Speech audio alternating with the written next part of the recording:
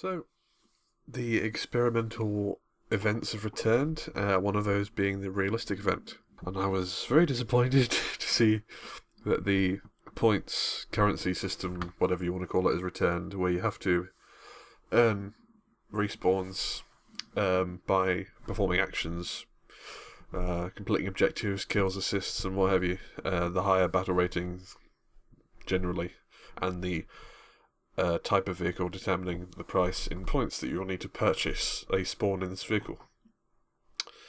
It's quite nice in theory, in that it prevents tanks that may be considered overbearing to be spawned en masse, particularly right at the start of the game.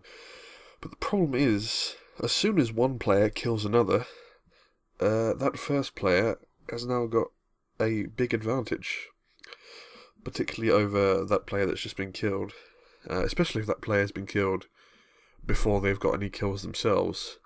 And it's very frustrating, even more frustrating than usual, to, say, be killed in one hit, see your ammo rack explode and flames come out of your tank.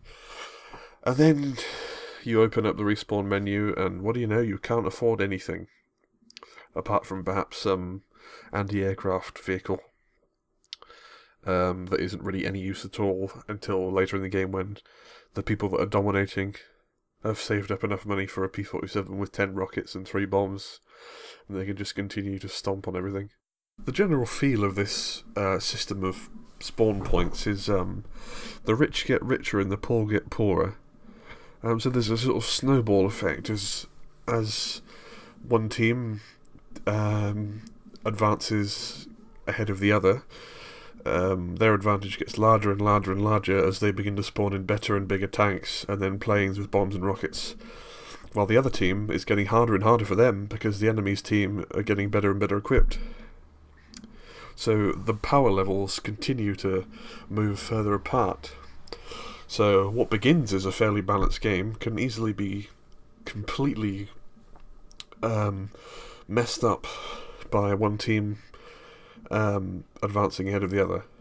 I mean, there's nothing wrong with one team, being more skilled than the other, because that's what wins battles anyway. But in this case, it's to an extreme degree. Like, even if you're a really good player, it doesn't matter how good you are.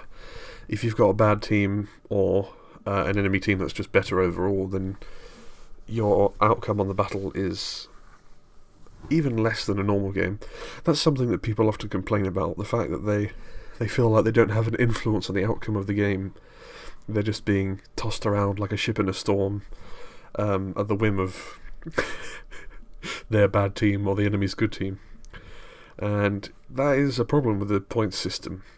You are at the whim of your team even more than usual.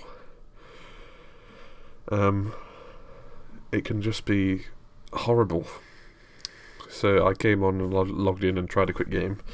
I had my Panzer IV-H, moved across to the objective, spotted a Sherman, fired at him, penetrated, didn't do much. He fired at me and blew me up. And the only option I had was to spawn in an Ostwind. So I had to spawn in that and wait for 5 or 10 minutes while the enemy saved up enough points to get a plane, by which time most of them had saved up enough points for, more powerful tanks. So even if I did have to shoot at tanks with the Ostwind, which I did, I wouldn't really be able to do anything. So I was basically hiding behind a house, waiting for planes to appear, which they did eventually, but I got killed by a combination of rockets, machine guns, and tank cannons. So, what do I suggest to improve this system? Well, there is the system that Gaijin are trying with the equivalent simulator event, which is you can just spawn in one tank of your choice and one plane of your choice, with heavy tanks and some tank destroyers, possibly all, getting one spawn and medium and lights getting 2. Though there may be exceptions for things like the Panther and, as I mentioned, some tank destroyers. What they could also try is keeping the point system, if they don't want to get rid of it, and introducing something I'm calling the default vehicle, which is just as the battle begins, the player loads in, and they immediately get a box up, which they have to make a selection, and it'll say select a default vehicle. This vehicle will have unlimited respawns, so the player can choose their default vehicle.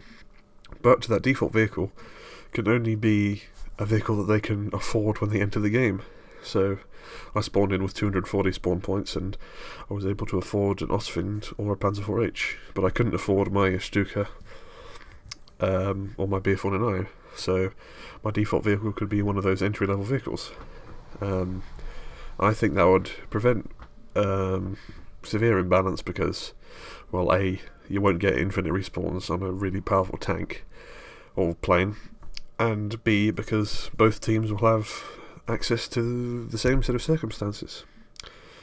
And it's just advantageous because you'll never be forced to quit a game early on because you were unlucky enough to be killed in one shot by a shell that came halfway across the map and just happened to detonate your ammo rack.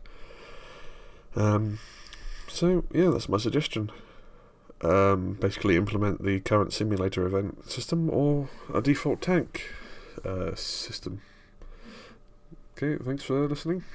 If you agree or disagree, please tell me why. See you soon.